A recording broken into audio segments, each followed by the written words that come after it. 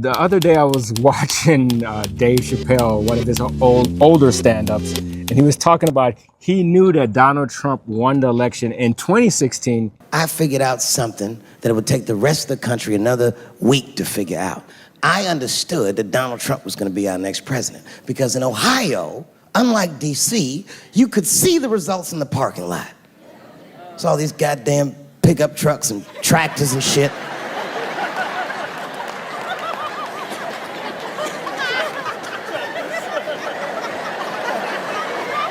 And then I walked up and I saw a long, long line of dusty white people.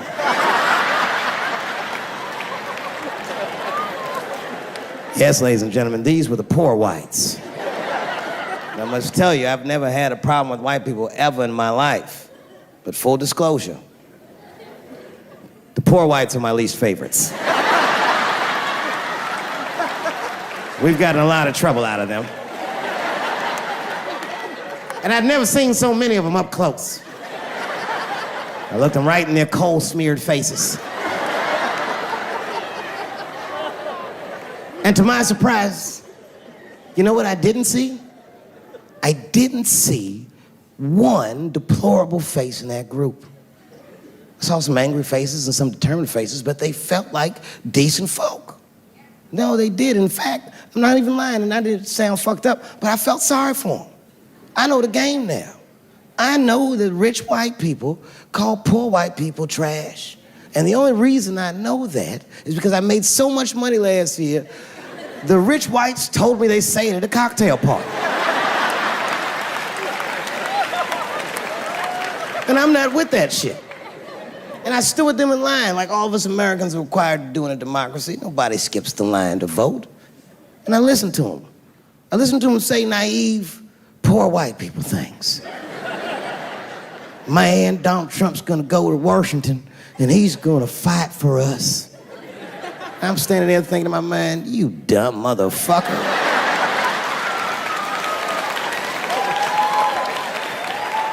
You are poor. He's fighting for me. Because he lives in an all-white neighborhood, and he referred to this all-white neighborhood as the poor whites of America. And he said he knew that Donald Trump won because after the election, or during the voting process, people were in the parking lot as if they won the lottery. So my question is this, and Dave Chappelle talked about this. These people are happy because they said Donald Trump is for them. Donald Trump is for them. But is Donald Trump for not just the poor whites, but for just lower income people in general? That's a good one. I think you need to look at it like that is relative. Mm-hmm. I mean, I think these folks might have been bemoaning the alternative. You know, everybody knew that Biden was a wreck. Mm-hmm. You know, well, actually, that was Hillary in 2016. Oh, Hillary in 2016. Yeah. Well, Hillary had her own problems. Mm-hmm. You know, had it been anyone else other than Hillary that had some kind of national attention, I don't see any way that we would have had a Donald Trump president. Had it been Bernie, there's no way it would have happened. Mm-hmm. So I think it was just people were ready for a stirring of the soup. They remember Slick Willie 8 years. Mm-hmm. Even folks that enjoyed that period of time. I mean, I can't say it was a bad time. It was a great time. But you know, folks are looking for an alternative. They don't want the kind of self-dealing and billionaire making that you see presidents do now. They probably figured, why not have a billionaire and come in who's already a billionaire? Guy doesn't need more money. Let's see what he can do. Interesting. So you're saying that you think people trust Donald Trump more because he has money, or not all people, but the people that voted for him, which is the majority of people. You think they trust him because he comes from money and he doesn't have any ulterior motives?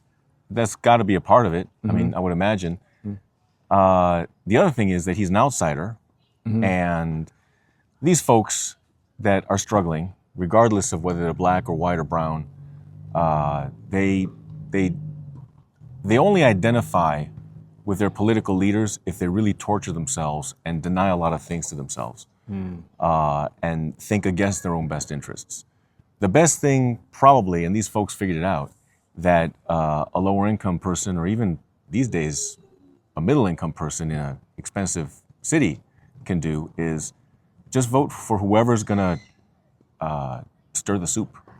And Bernie would have been a great guy to stir the soup, but we know what the DNC did to Bernie. And so we got Trump instead, because clearly the majority of the states, because Trump did lose the popular vote in 2016, but the majority of the states they had folks in there leaning towards, let's get a disruptor in here because this other thing isn't working for us. We had .com in 2000 due to bad government management. We had the bailouts for everybody except for the folks who naively bought homes they couldn't afford.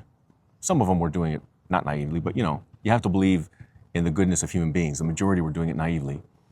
And they were ready for somebody who will look out for them. Now, is Trump looking out for them? Probably as much as he has to, in order to continue to wear that hat, the red hat. Because if he fades his base too much, they're going to stop wearing that hat. So clearly, they feel that he's got some promise for him. So as far as stuff that's already been done, I don't think these folks care too much about the peace he brokered in the Israeli-Palestine situation. I don't think they care too much about the tax breaks he's giving to folks. But I do think that they love the fact that he's giving the establishment, who has given the middle and lower class their comeuppance so often, that Trump is giving the politicians that profit on that their comeuppance. He did it to Republicans and he did it to Democrats. So in that regard, I think that's what has people behind him. You mean like the lower income? The lower income, the common people, the people that work.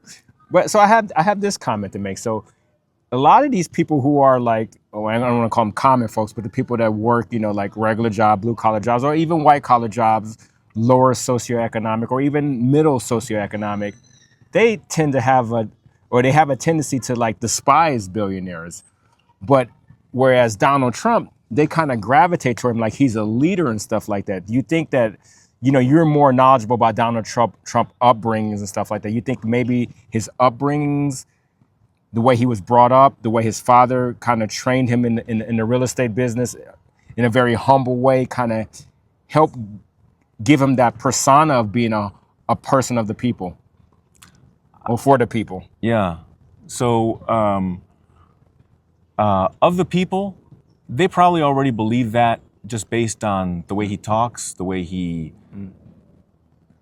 speaks without the teleprompter and says things that everybody recognizes as kind of, gee, maybe you should have kept that to a smaller group where everybody had their phones away. But I really think they appreciate the authenticity. Yes.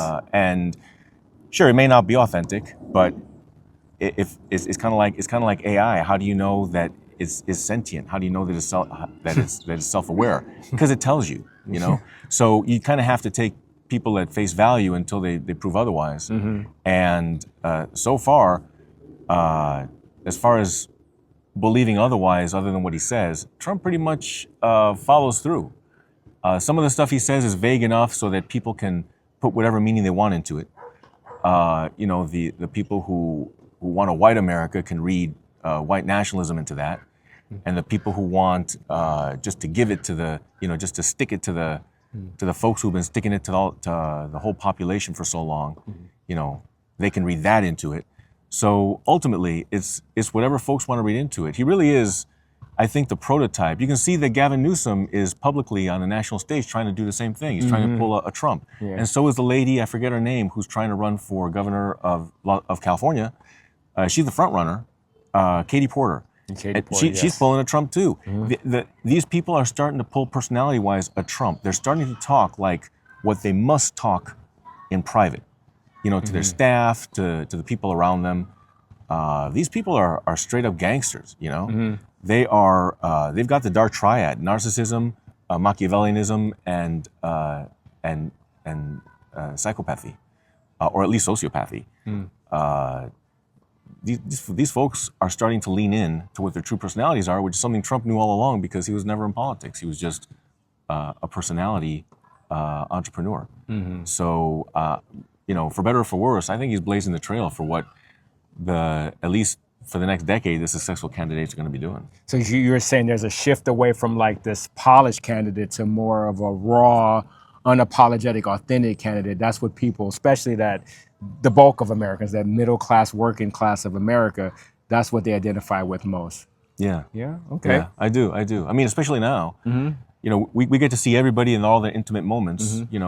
If I trip and I wind up landing in dog shit, and somebody's recording, you're recording it, you're laughing hysterically, so you post it, and now everybody knows about my incident. So you just got to be raw. You got to, and then if I want to run for mayor and somebody says, yeah, I saw you falling dog shit, I say, yeah, that was some kind of day. But don't you feel this is like somewhat ironic? Because it seems like now people in everyday life tend to be much more polished. Everything they have, they're not showing their true authentic self, but they want to consume entertainment, I'm gonna call it entertainment, or news, or whatever you want to call it.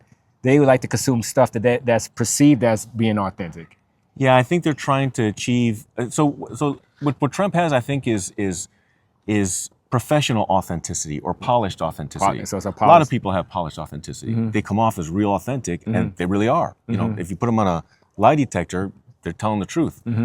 But they believe they're bullshit. but it's polished. They're not just speaking in fragment sentences, or just like they're talking to their friend late at night after a few whiskeys. No, it's polished, it's professional. And I think all these people who are trying to be Insta famous and stuff like that, I think they're going for the same thing. They're going for polished authenticity. That's kind of like the new currency, because the polish, yeah, that's what you get on Jimmy Kimmel and cable news. Is polished, really polished, and in no way, shape, or form authentic. Okay, but so what do you mean by polish and authenticity? So it's like a form of raw authenticity, but it still follows a certain format and structure to make it polished? Yeah, it's goal-oriented. Goal-oriented. So it's like you could have authentic art in your gallery. You're curating authentic art. Real people's art. But you have to be careful not to make it look. You can't have too many of those crayon drawings in a row. Yes, I get it. Yeah. Because that's going to turn people off. You need to have like stuff that some stuff they can do, like the exhibit that's the toilet seat and the toilet bowl behind ropes. You see that in some museums, some modern museums, and that's supposed to be art. So you have that next to something that really took skill to do, even though it's not something you recognize. Maybe it's not even something you like, but the fact that you can recognize what kind of craftsmanship it took, and even if you can't see the artist's vision, you can appreciate there was one. As opposed to the toilet, where clearly the artist had a vision, but it took no skill to go to Home Depot and buy a toilet and put it behind velvet ropes. So, I think in that way, people are looking to curate a type of authenticity different from jumping naked into your friend's pool when his parents are there just to shock everybody. Yeah. That's authentic, but it's not curated because you're not going towards a goal and you can't predict the outcome. I get it. Yeah. And politics is very you got to predict the outcome. It's very strategic. Yeah, it's strategic. It's yeah. very strategic. Authenticity for the purpose of being strategic. Well, like, don't you think a lot of these CEOs are doing the same thing and being like strategically authentic, or strategically polished authentic? Yeah. Well, CEOs almost exclusively come from the sales side, not from the finance side. Yes. So these guys and ladies know how to talk to folks, and it's not about putting one over on them. I mean, for some of them it is. Yeah. But what it's supposed to be like, and for a lot of them is just putting their best foot forward in a way that doesn't get ignored. Because if you show up with spit comb your hair and the suit and everything, and you're going to a rave, you may look great, but not for a rave. So it just comes down to where it is you're going and how your authenticity looks in that environment, if that makes sense. So we go back to Donald Trump and his upbringings. tell us, what about his upbringing from what you gathered from. I know you were watching one of those documents. It was a scripted. It was a scripted movie, yeah. But it was not loosely based, really based on his upbringing with him and his father. In fact, it was one that that the MAGA side was trying to. It came out right before the election, like a month before. Yeah. MAGA was trying to get that not screened. They were trying to call it political advertising. They wanted equal time on Netflix and all that kind of stuff, or Prime, whatever it was. But at the end of the day, it's sure he didn't look as good near the end of the movie, but for the first half hour, 40 minutes, it's like, this guy. We all know this guy. He started on third base, but his third base coach, his dad, made him eat dirt. Made him eat dirt.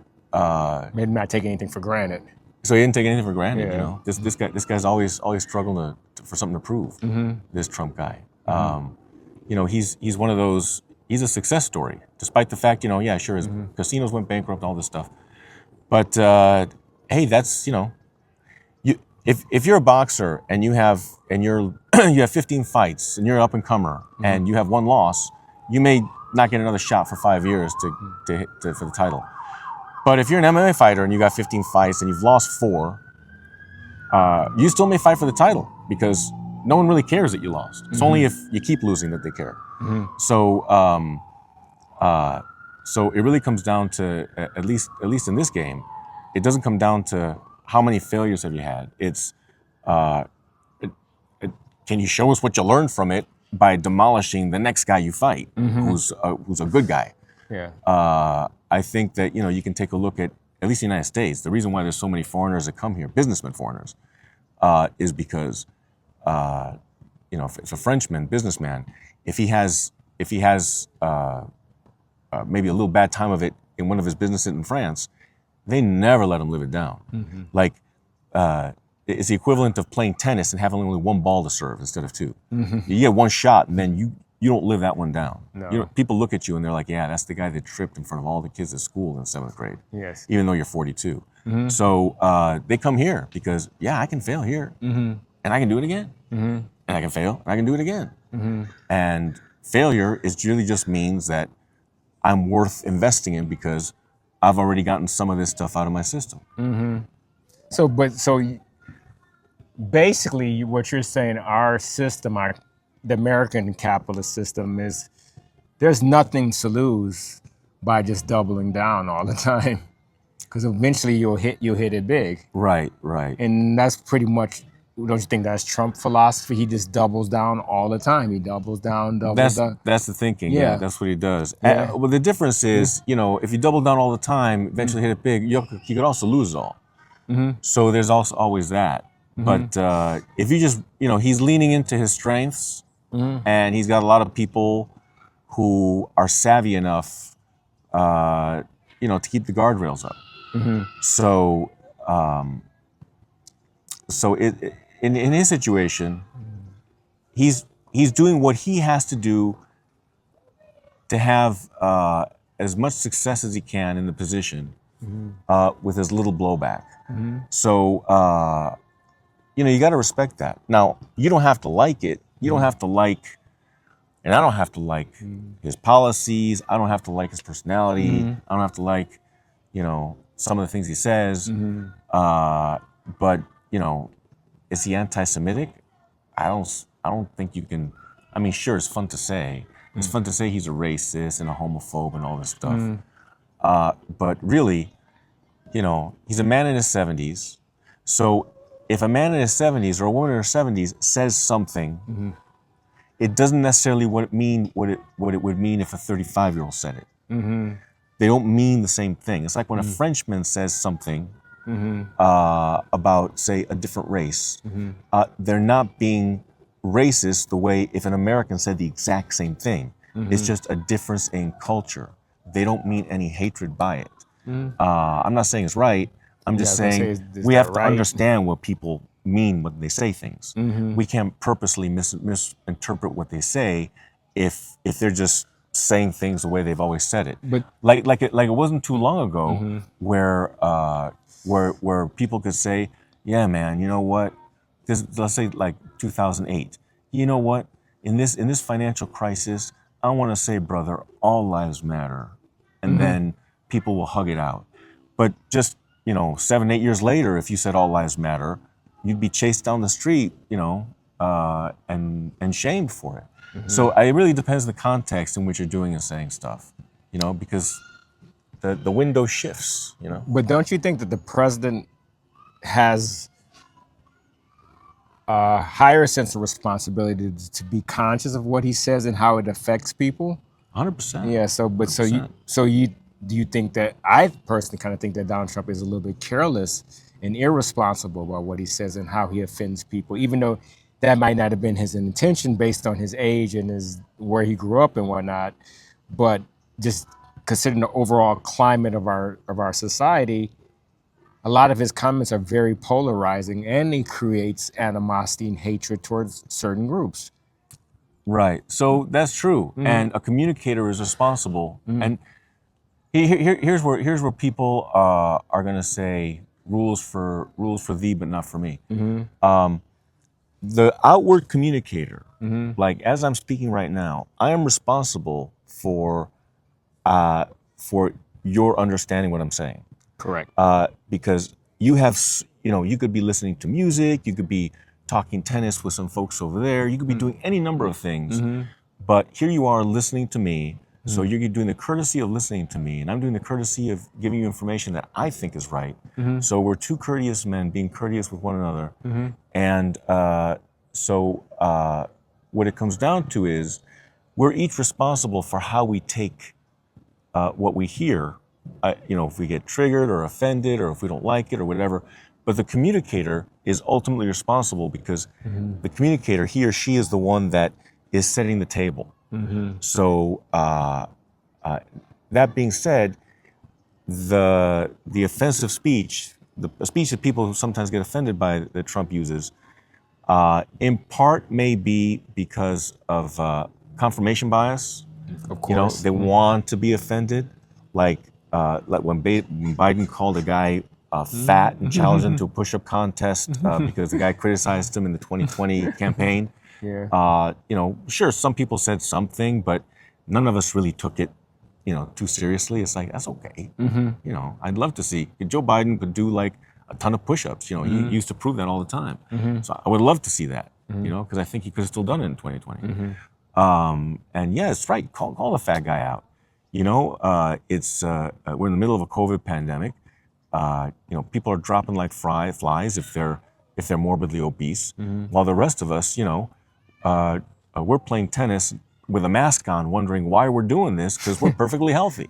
And if we get the COVID, like most of us did, even before the vaccines were out, we were still okay because we're healthy guys. Yeah. So I think I think when you get a lot of confusion with people, they have a confirmation bias, and they're going to want to believe what they already think about somebody and not give any grace to what they hear. Now, basically, that's the same thing we tell our children. We say, don't be the class clown, because when you grow out of it, you're still going to have the reputation from the teachers of being the class clown. So it's going to probably be a few months before you actually live that reputation down, even though you're no longer living the crime. You don't want to be the guy with face tattoos that gets pulled over every single day by the police because you got face tattoos, even though you haven't done anything wrong. But you get pulled over immediately, the lights go on.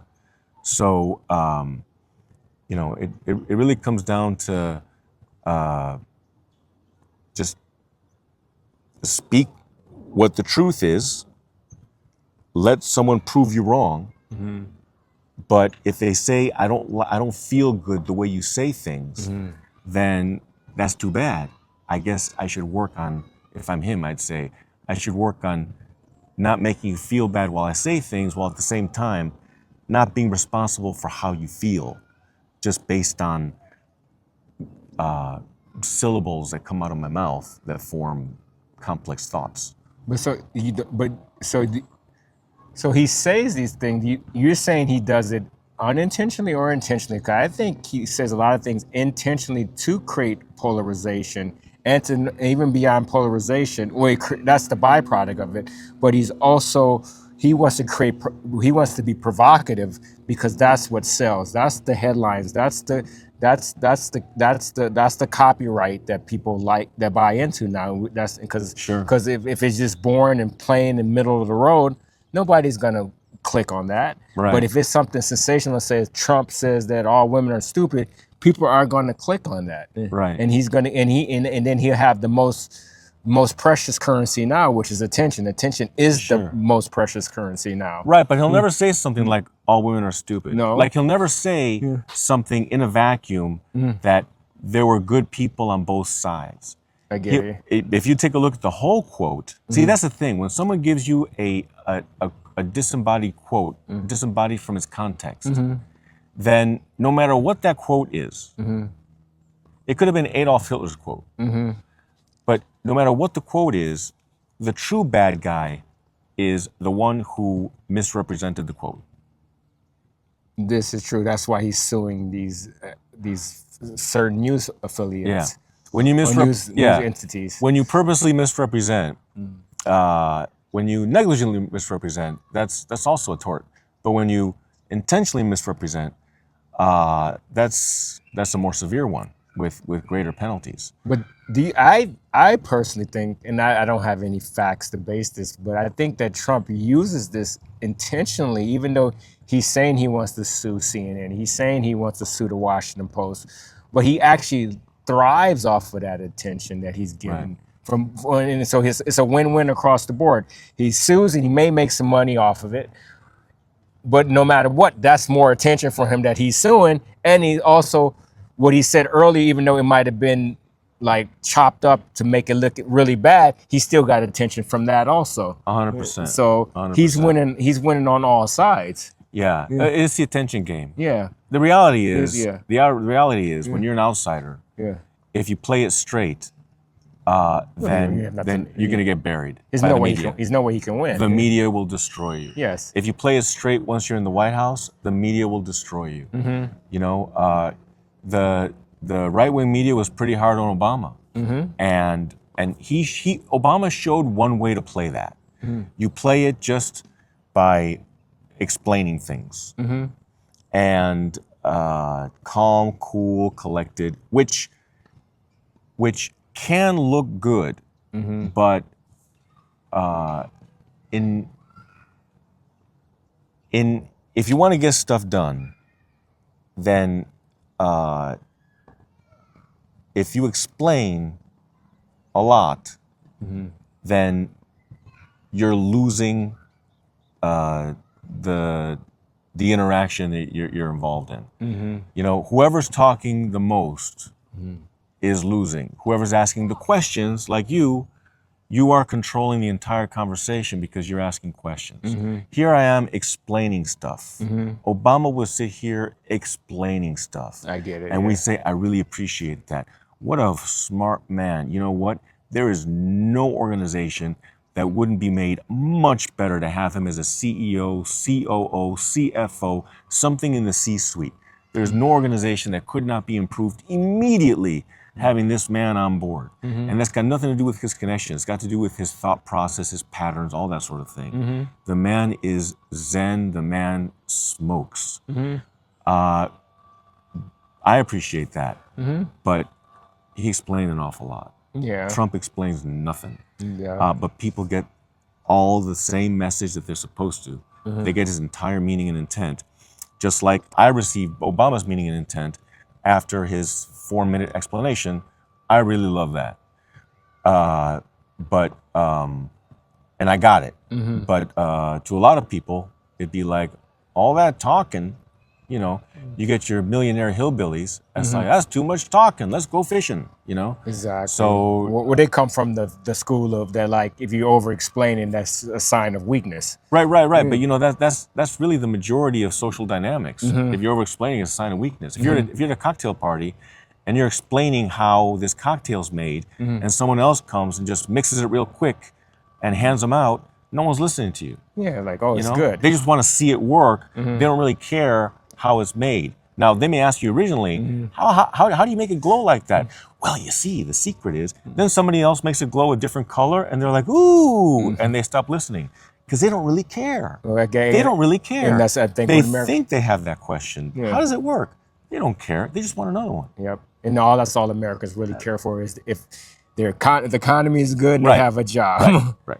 And then they're safe, and our borders are safe. Our borders are safe. safe. Yeah, I mean, he locked down the borders. I mean, he's doing a lot of stuff that I think this so-called Middle America can point to as, yeah, he's working for us. He's locking down the borders, you know. And it's not just poor white folks, you know. It's just poor human beings across the board, poor and middle-class human beings across the board. They may not like the guy, but in fact, in a lot of polls, and you know, maybe we can provide this in a note, a link to it, but in a lot of polls, it shows that that folks that they appreciate, that they are in favor of Trump, or they voted for Trump because he had to get some of those independents. That they voted for him while holding their noses because they didn't like what Biden was doing. They know what Trump was saying was going to be a better shot. But they didn't like the fact that they had to vote for that man because they didn't vote for him last time, and they never would have voted for him. So there was a lot of that, which is not what I think. It was what put him over the top. I mean, the guy got the popular vote. I mean, by a little bit, but he got more than 50% of the human beings in this country to vote for him. Yep. He didn't do that last time. He didn't do that last He time. did that this time. Yeah. So who is the real Trump then? I think he's like all of us. You know, he is who he is, but he's a monster. He's a monster, which is really what, in a working society, every man should be. Now, before I get crucified for this, it's a monster who, from birth, is taught by mom and dad and society how to live and work and operate and thrive in polite society. But throughout all of human history, that's what men have had to do. And then as soon as there was an invader or a war, they had to become monsters. But the ones that survived the war and came home, they had to be members of polite society again. And they did it, for most of them. Some of them, I guess, became family annihilators or serial killers or whatever. But if that were the case across the board, then we wouldn't have made it here. We wouldn't have made it to 2025. Yeah. So what is Trump? Trump is a monster, but he's tactical. He's highly intelligent. I love when they say he's dumb. He became president twice with a break of 4 years in the middle. Yeah, that's a retard who did that. They had no political No background. acumen, nothing. Nothing. Anyone could do that. Yes. But the reality is that the guy's bright. The guy has a lot of life experience, knows a lot of people, has been through a lot, has a lot of money. It can be a monster, but with the thing about the monster, it's like a fire hose. You know, if you put all that water out all at once, it doesn't do anything. Just get out of the way, let it hit the floor. But if it comes out of you in that hose, it'll strip your flesh clean off if you're close enough to it. Yeah. So what Trump does is like what a lot of men do is you're a fire hose of a monster, but you don't turn it on like that. Because if you did, you'd go to jail. You outside of a war environment, you turn it on some, and you put it out as needed. So in public, he says stuff provocative in order to balance out all the, CNN, MSNBC, and New York Times kind of stuff. So he's provocative to get attention away from that, so that he can move the window so those media outlets chase him. I think we're going to see Gavin Newsom do this. I think Katie Porter's starting to do this. I think some of these people are catching a clue and figuring out if I can do my version of Trump, not an imitation of Trump, but my version of Trump, with my own genuineness, and people who know me will, like, I'll bet people who know Gavin Newsom will say, oh man, Gavin sounds just like he did at the barbecue the other night. Yeah, you know, he's cussing, he's like being like this. He has you know? the pitch down. Yeah. He doesn't sound like a slick used car salesman anymore. Yeah. I gotta tell you, I like that. Gavin, keep it up. Well, Gavin, maybe for 2028. Hey, you know what? Keep it up, and you know, I'll listen.